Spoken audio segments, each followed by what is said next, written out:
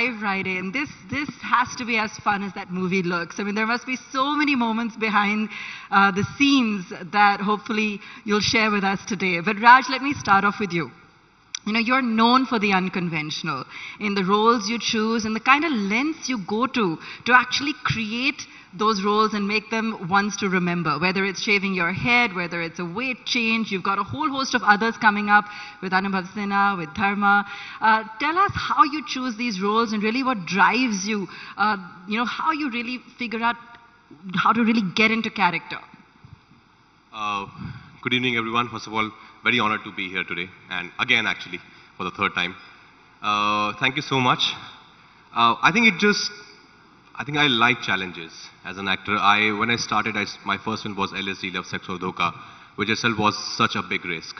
And I think since then, you can say it's my training at the Film Institute, the kind of people I admired, the actors I admired while studying there, Daniel Day-Lewis and Robert De Niro, Meryl Streep, and the process and the passion they have for their craft. That's what inspires me to go to any length for my characters as well. And I don't like things which are too simple. Even in Newton, though it was a very simple, film, but I thought, let me just curl my hair. It was a 2.5-hour job every day, and let me just do some twitch with my eyes. Because I try and give something new to my characters. That's the only fun of being an actor. Otherwise, you guys would also get very bored seeing me doing the same thing again and again.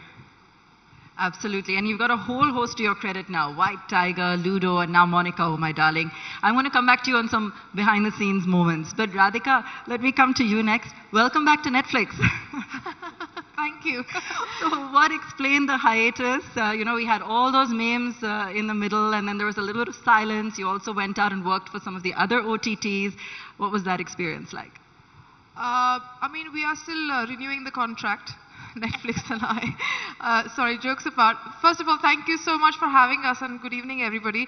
Yes, it is really back to be happy. I'm very happy. Share with us your experience, and you've spoken about how things have changed so much for you post-COVID and how you've been able to go out there and pick these kind of roles.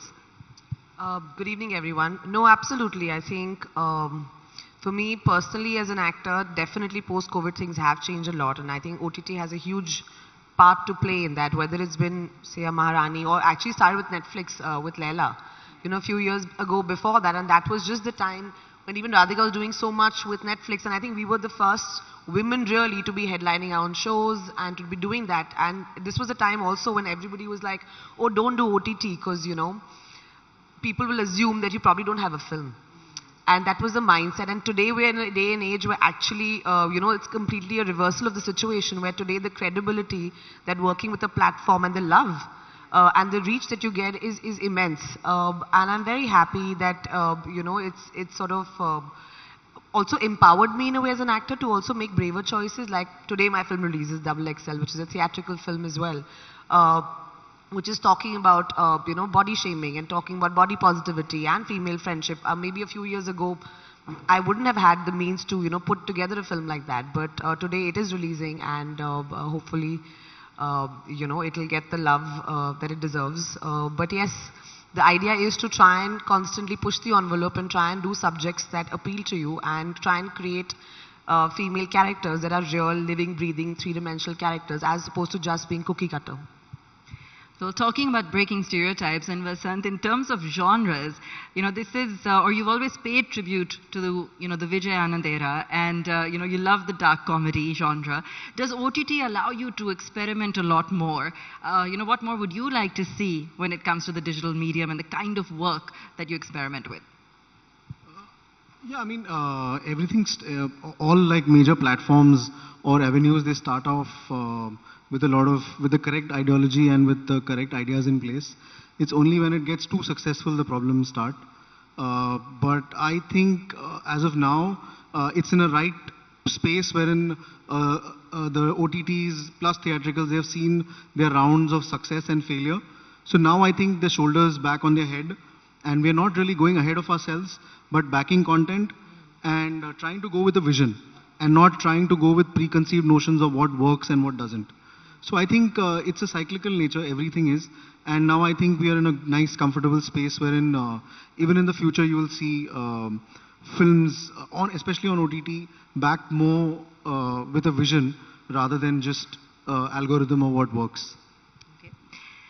Raj, talk to us about the experience of Monica, Oh My Darling. You know, the working with everybody here, the kind of role that you had to play this time, some of the differences, you know, in character, the comedy, the darkness, what was different, what was exciting, what was exhilarating? Well, Monica, My Darling is one of the quirkiest scripts I read till date. And I loved the script the moment I read it, and I knew that Vasan was editing it. And I've been a big fan of Vasan's work. I've known him for a very long time now and wanted to work with him. He doesn't know it, but when he was making Mat Kudar Nahi Hota, I got to know that he's looking for a martial artist. And me, being a trained martial artist, I actually called Anurag sir. And I said, sir, मैं भी martial artist हूँ. And he said, तेरा कोई video है? And I sent him actually a video, a small clip of mine where I'm kicking a football. It's on my Instagram somewhere. And of course, nothing worked out after that. But anyways, I'm glad it happened with Monica. So big fan of Vasan since then. And Shriram sir, whose brainchild is this story is, I think we all love him, the kind of films he makes. And these two ladies sitting here, Huma and Radhika. Huma is a very close friend as well. आप लोग हमें मैं Patrulekha, Huma, another friend Vivek. We chill at home also, almost every day, just doing bakwas ki baatein. And both are brilliant actors. Radhika, I never got a chance to work with her, always wanted to work with her. And I think, but this is not enough. I think we need to do another film together. Same goes for Huma. But I think this was a very easy set. You know, the kind of environment Vasan created on set was, everybody was having fun with their lines within the scenes. And Vasan never really pressurized us. He kept us free. He would give us that freedom to improvise and come up with our own stuff sometimes, which I love personally. So I think it was a very easygoing set. We shot during COVID, just right after the second wave. Yeah, it was tough that way, but I think we never really got any pressure, thanks to the great production team. Vasan, what was it like reconnecting with everybody? So I mean, obviously we used to bump socially on and off, but this is something that was really special. I mean, this is a film that I was dying to make. The script I really loved, and the cast that came together. I mean, then after that it was like really exciting every day, and also watching their individual processes was also fun. Because what I like about Raj is he first gauges what his co-actor wants to do and then just goes according to the co-actor. He doesn't impose whatever he wants to do. So which was something lovely that I observed. And I think everyone gets affected by each other's performance, which means that one is not really in one's own bubble, but actually there at that moment wanting to experience characters. So I think all these things I could feel on set. Whenever they were acting, they were taking off each other's energies. There was a lot of respect, and it's a joy to watch. Yeah, when you know those kind of energies happen. Okay. So Huma, you're playing a femme fatale in Monica, Oh My Darling, which is not quite a vamp, right? Tell us a little bit more about this character. I mean, I have to first thank Vasan, for casting me as Monica, because I probably am not the conventional choice for a character like Monica, the femme fatale, the hot chick that everyone kind of is after. So, and I feel like he's sort of,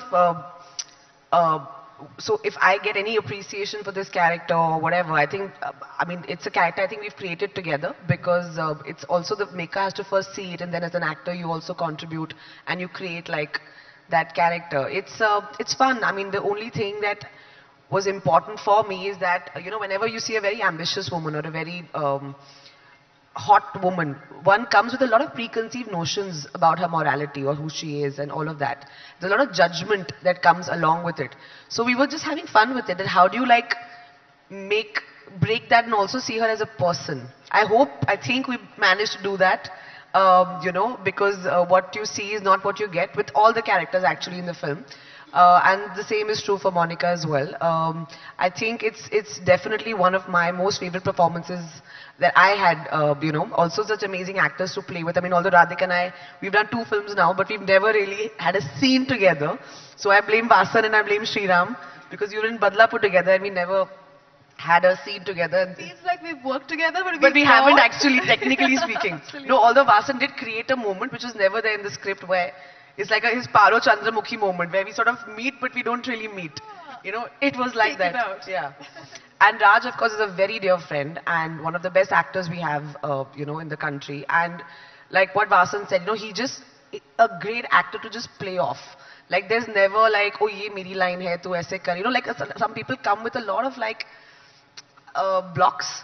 It was just easy. And we had some really like beautiful scenes together that I'm very, very proud of. And I've said that to him. So thank you, Raj. Spoiler alert, but I'll say it. There's a scene, please go and check whenever the film comes out on 11th November. There's a scene between me and Huma, which is actually a physical fight scene. You have to watch out for that scene. It's okay, spoiler alert, but yeah. It's one of the best scenes ever, I think. Too much fun we had. No, and don't go by the trailer. There's actually a lot of surprises in this film from get-go. And Radhika, you have a lot of fun toying with his character in the film. And it's based on a Punekar. I think you're from Pune. Is this based on anyone in real life? No. There's a personality inside Vasan, maybe based on that little person inside him. But no. No, it's such a fun character. Someone who absolutely adores authority, so could be based on a lot of people. And that's breaking stereotypes in itself, isn't it? And I think you say that in the film. Yeah, absolutely. It's, as Huma was saying earlier, I think he makes, he's even my casting, I was so surprised that he approached me for that part, and it's so nice for actors in general to be challenged like that and put in uncomfortable situations and say that, okay, you've never done this, now do that. So I'm very grateful. Vasan, what's with the robots in the film? Should I say it's about time the robots reach Bollywood? Or, where did they come from? So our film is an adaptation of a Japanese novel, and the robots were there in the Japanese novel, and being Japanese, anything can be there. So. All right, cool. We won't give away too much, but you'll see that as well when you do watch it. Talk to us a little bit about what your favorite moments were in the film. A favorite moment, the most difficult to film, or the funniest, or anything that you can share with us behind the scenes. I think we went with the flow. What happens in movies is you write the script, but then you shoot for logistics. Unfortunately, not every director or every filmmaker has the bandwidth to shoot chronologically. We kind of took the bull by the horns and kind of shot all the really heightened emotion scenes very early on, which I was really jittery about. But now looking back, I think glad it worked out, and probably, it probably worked out for the best. So you never know. Cinema is a very unpredictable medium. There's no ideal way to shoot a film. There'll be certain logistics that will be given to you, and you'll have to wrap the film around it.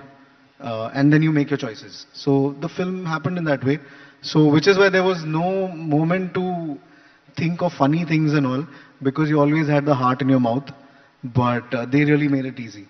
But I have to say this, he's the real funny one on set. Like normally it's the actors that are saying we are playing pranks and all. Vasan is the prankster on set. Tell them about your bottle challenge.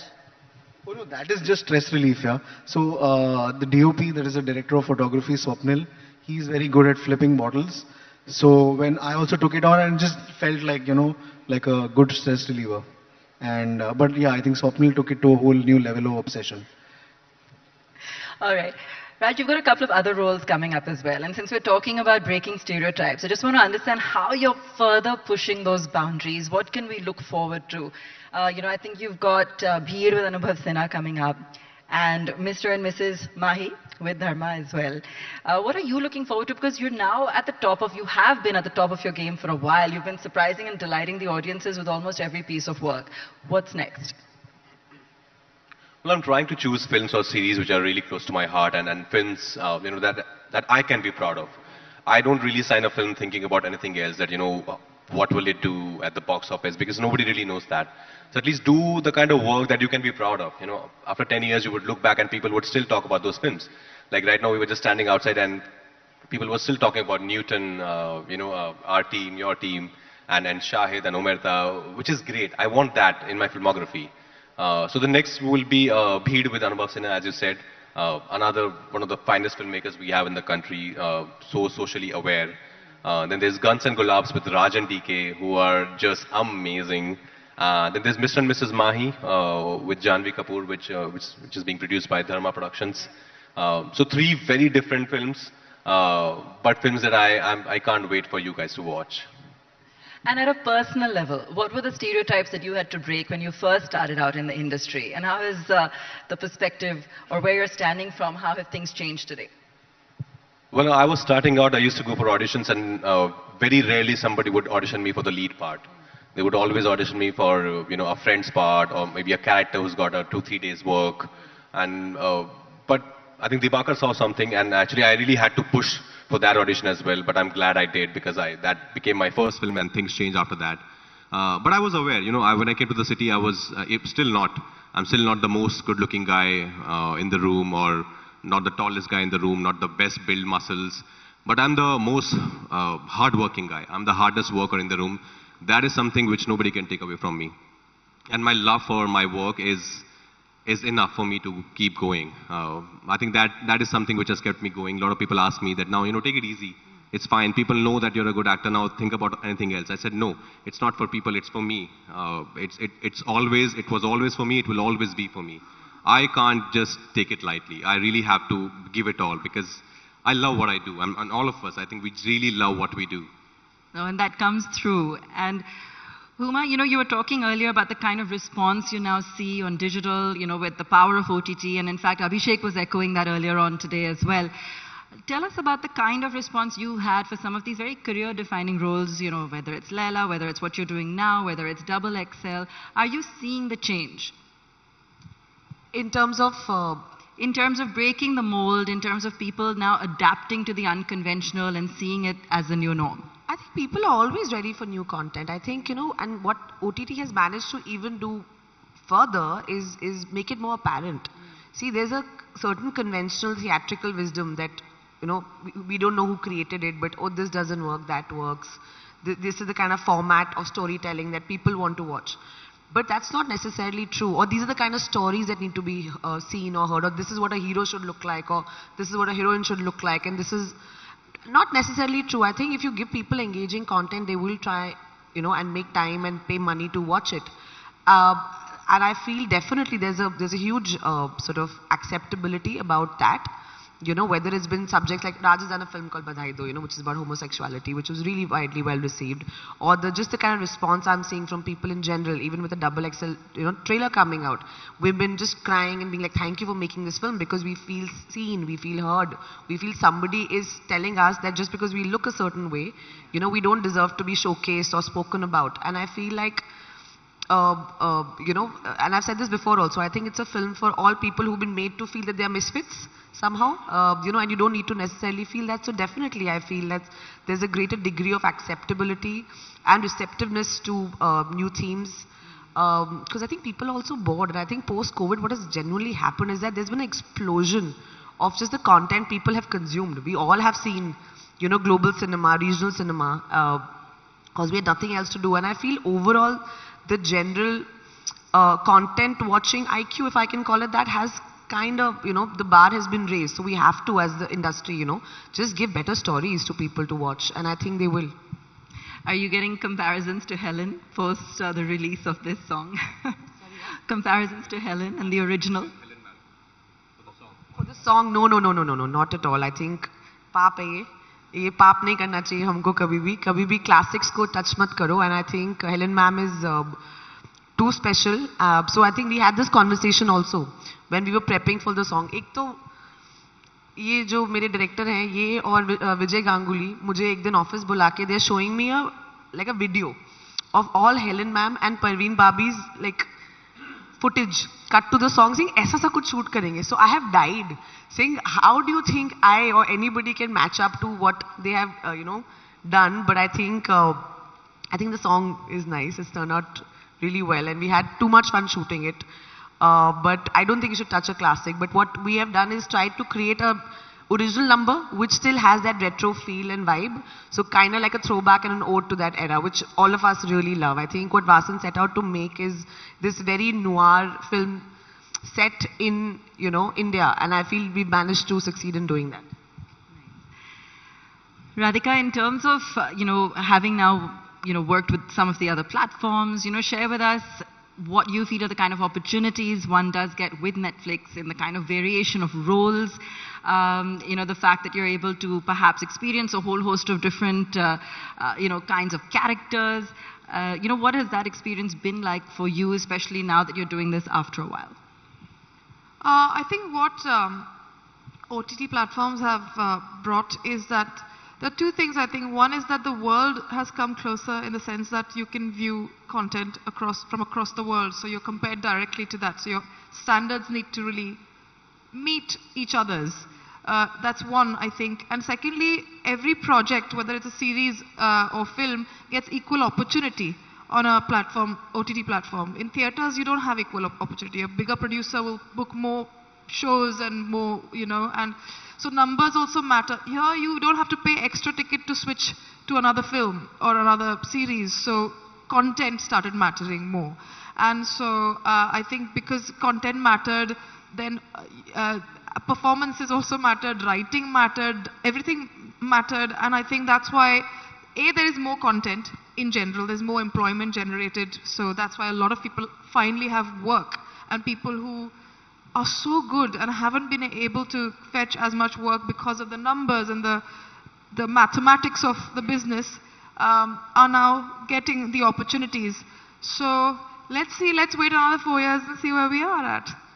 And you also have a vantage point in terms of what's happening globally, in terms of the way OTT has allowed some of the content from here to be at par. And again, Abhishek on an earlier panel today was also talking about how very often some of our releases here are part of the global top 10. Do you feel even in terms of the topics that we're choosing, we are now a lot more international, we are covering more ground, we are bringing to the world some of these very genuine stories and issues? I think we are expanding, right? In the sense that the more content, the more people need to come and make films and series. And then so the more, I hate the word outsiders, but I'm going to use it because the more people come from different backgrounds and diverse backgrounds, they will tell their stories. When people from every different, background, history, they tell their own genuine stories. They are universal. The more honest you are, the more universal you are. So I think that's also why. Okay, Vasan, what's the one Bollywood stereotype you absolutely detest? Stereotyping is obviously. We were tone deaf for a very long time. So I think we are now waking up and trying to understand other point of views. Earlier, I think we were pretty lazy and also had the privilege of ignoring any other point of view, but whatever was working. So we could categorize people, we could just, in broad strokes. I think now the conversations have opened up. So there is no one Bollywood stereotype as such, because some over the period of types could be loving as well, like use of songs and all. I don't really detest them, but I think talking about people, talking about race, talking about caste, talking about class, I think, and gender, I think those are the stereotypes that probably need an awakening, and probably now there is a lot more aware conversation that is happening. So slow and steady, nothing should be, even this change shouldn't be arm twisted. Otherwise, then everything becomes the same. So. Fair enough. In terms of what you've perhaps enjoyed on streaming platforms of late, anything else that you find has perhaps broken across boundaries, that has stood out, whether it be in terms of a story or a role? Huma, would you like to take that one? Well, I really enjoyed Squid Game. I really, really enjoyed Squid Game. I don't know, and I'm eagerly waiting for season 2. Well, good to know, good to know. Raj, what about you? I enjoyed Money Heist a lot. Yeah. That was a Spanish show, a show which was released in Spain, and not many people actually took notice of that. And then Netflix picked it up, and then it became a rage. Now we all know who Professor is, who Tokyo is. So I think, that's the reason I think OTT plays such an important part in bringing cinema along the whole world, making it one. Because I would have never been able to watch a Money Heist or a Squid Game earlier. So I think now White Tiger is reaching in US, in UK, in Singapore, India, and we're hopeful for Monica My Darling as well, that it would release in more than 196 plus countries and we would get the same kind of love. Absolutely. As an actor, Radhika, how do you prioritize in terms of the various roles that you get versus, balance in all the other passions that you probably have in personal life? How do you prioritize? Do you get time to do everything? And, what's the next goal for you? I am just learning to prioritize. I think after the pandemic, I think it was a good wake-up call in a way to understand that there are so many other things I like and I want to also be able to do that. So just becoming more choosy, picking work that is purely, because I like it, and also learning different things, using my time in the best possible way. And Huma, you've spoken about this too. You've talked about how, post the pandemic, it's really changed your worldview. Give us an insight into that again and how it's changed you as an actor in terms of how you think. I know, I just stopped caring too much about what other people were thinking. And I was focusing more, I am trying to focus more on my craft and what I want to put out there in the world. I think what happens is when you're in this journey of, being an actor or an artist, you get so sometimes bogged down by external opinions. And I think I maybe somewhere in the middle kind of lost my way, where I wasn't so sure, or at least I wasn't backing my own instincts. I think what it allowed me to do these past few years is just slow down and be like, okay, question my reasons for what am I doing? Why am I doing? What do I want to leave out there in the world? And I feel it's really made me braver and not so, concerned about too many external opinions as opposed to my own internal voice. And I think that's a very, it's a very peaceful space to be in. So I could be doing films or characters or attempting things and they may not work and I may fall flat on my face. But it's fine because, I'm just going to have fun because we have to stop taking ourselves so seriously anyway. Absolutely. Raj, you never get complacent after so many hits and successes, and you're never tempted to get a little bit complacent? No, I can't, because this is the only thing which keeps me alive, which keeps me going, and I as I said earlier, I can't take it lightly. My best time, I think, of my life is when I'm in front of the camera and I'm on a film set. That's where I'm the happiest, apart from being with Vasan, of course, yeah. Wonderful. Thank you all so much and all the best with this latest release. We hope to see a lot more of you here on this platform. A big round of applause to our panelists, please. Could I also request Dev Bhattacharya to join us on stage to offer a vote of thanks, Group Executive President at Aditya Birla Group.